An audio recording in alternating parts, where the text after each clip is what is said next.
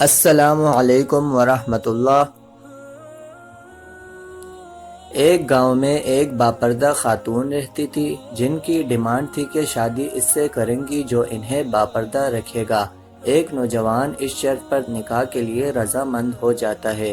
دونوں کی شادی ہو جاتی ہے، وقت گزرتا رہتا ہے، یہاں تک کہ ان کا ایک بیٹا ہو جاتا ہے۔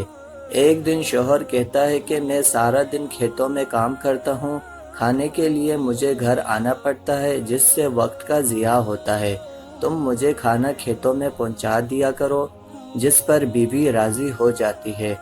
وقت گزرتے گزرتے ایک اور بیٹا ہو جاتا ہے، جس پر شوہر کہتا ہے کہ اب گزارا مشکل ہے، تمہیں میرے ساتھ کھیتوں میں ہاتھ بٹانا پڑے گا۔ یوں یوں وہ باپردگی سے نیم پردے تک پہنچ جاتی ہے،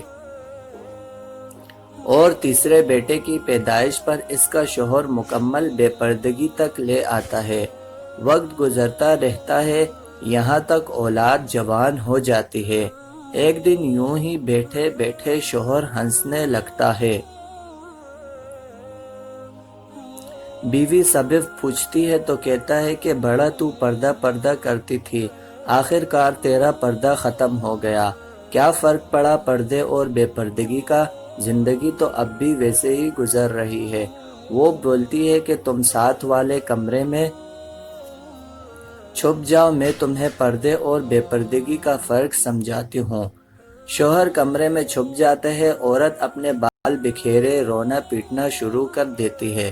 پہلے بڑا بیٹا آتا ہے، رونے کا سبب پوچھتا ہے، کہتی ہے تیرے باپ نے مارا ہے۔ بڑا بیٹا ماں کو سمجھاتا ہے اگر مارا ہے تو کوئی بات نہیں، وہ آپ سے محبت بھی تو کرتے ہیں، آپ کا خیال رکھتے ہیں۔ وہ سمجھا بجھا کر چلا جاتا ہے۔